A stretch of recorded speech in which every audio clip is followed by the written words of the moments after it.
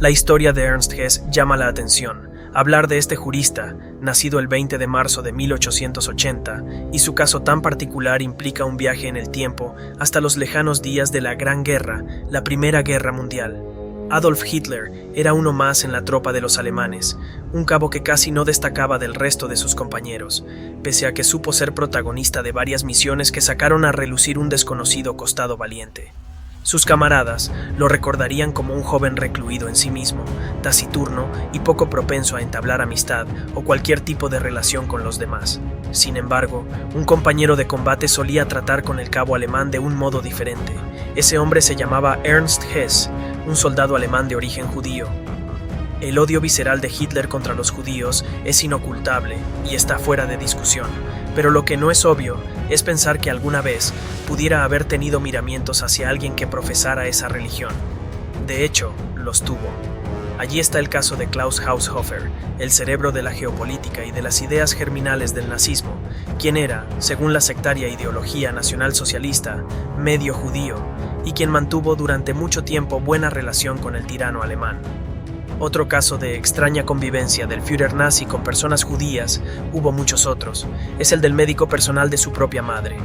La historia de Ernst Moritz Hess es diferente a otras. Cuando Hitler llegó al poder en 1933, recordó por alguna razón a aquel compañero que durante la Primera Guerra Mundial supo ser su fiel ladero y sincera amistad. Hess era tal vez uno de los pocos que lograban comunicarse verdaderamente con el futuro dictador de Alemania. No eran muchos los que podían asegurar que conocían al Hitler en profundidad, pero Hess sí que podía hacerlo.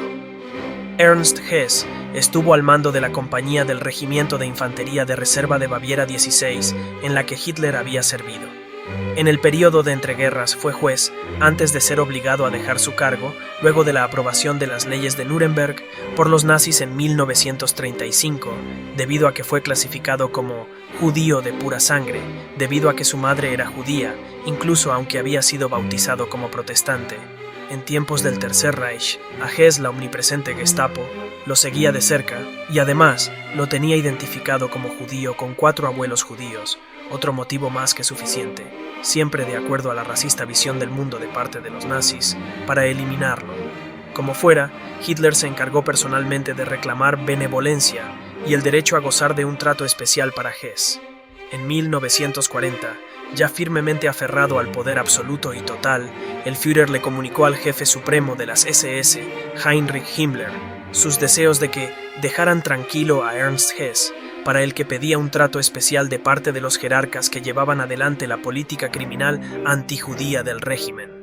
Todo se plasmó en una carta redactada por Himmler que dejaba en claro el deseo de Hitler de proteger a su viejo conocido. Pero la protección de la que disfrutó Hess fue solo un respiro momentáneo. Fritz Wiedemann, su contacto y salvoconducto para seguir con vida, había sido ayudante de campo en el cuartel general del regimiento de Hess en la Primera Guerra Mundial y luego se desempeñó como ayudante personal de Hitler entre 1934 y 1939, pero por sobre todas las cosas era capaz de interceder ante Hans Heinrich Lammers, jefe de la Cancillería del Reich, y mantener a raya a los asesinos que se activaban oliendo sangre. Lammers envió una carta de seguimiento en noviembre de 1940, informando a Hess que es, sin embargo, el deseo del Führer que no esté sujeto a más restricciones debido a su ascendencia más allá de las requeridas por la ley. Lammers dijo a Hess que usaría la carta para su protección. Le doy esta carta si es necesario para que la use. Pero por algún motivo desconocido, el eslabón de la cadena que lo mantenía aferrado con vida a la burocracia nazi finalmente se cortó. Wiedemann fue despedido de su cargo por Hitler. En mayo de 1941, se le informó a Hess que la orden de protección había sido revocada y que pasaba a ser un judío como cualquier otro. Los pedidos a Berlín no fueron exitosos y en junio de 1941 fue convocado a la oficina de arianización en Múnich. Le quitaron la carta de protección y lo enviaron al campo de concentración de Milbertshofen, cerca de la mencionada ciudad alemana, donde fue obligado a trabajar como obrero. Posteriormente fue asignado a la firma L. Ehrengut de Múnich para cumplir tareas como trabajador forzoso hasta el 20 de abril de 1945. Su esposa Margarete se quedó en la ciudad de Unterbösen, donde vivía con sus padres, y su hija Úrsula, que que era adolescente, fue obligada a trabajar en una empresa eléctrica. La madre de Hess, Elizabeth, y su hermana Berta creían que la protección que había recibido también se extendía a ellas, y fue así que no cumplieron con las restricciones impuestas a los judíos en Alemania. Sin embargo, cuando se revisó su caso en 1942, Adolf Eichmann, de la Reichssicherheitshauptamt, Oficina Principal de Seguridad del Reich, ordenó su deportación al campo de concentración de Theresienstadt, ubicado en Checoslovaquia. Berta fue enviada a Auschwitz, donde fue asesinada, en tanto que Elizabeth pudo escapar con rumbo a Suiza en febrero de 1945. Más tarde emigró hacia Brasil con su hijo Paul. El propio Hess solo sobrevivió debido a su matrimonio privilegiado de mestizaje con Margarete.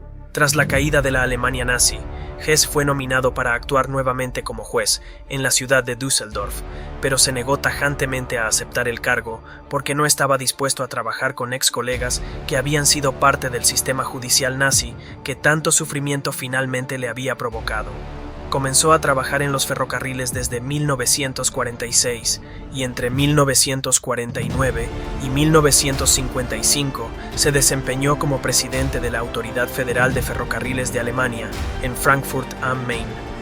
Por sus servicios a Deutsche Bundesbahn, se le entregó una Gran Cruz de la Orden del Mérito de la República Federal de Alemania y recibió una placa de honor de la ciudad de Frankfurt en el año 1970, donde murió el 14 de septiembre de 1983.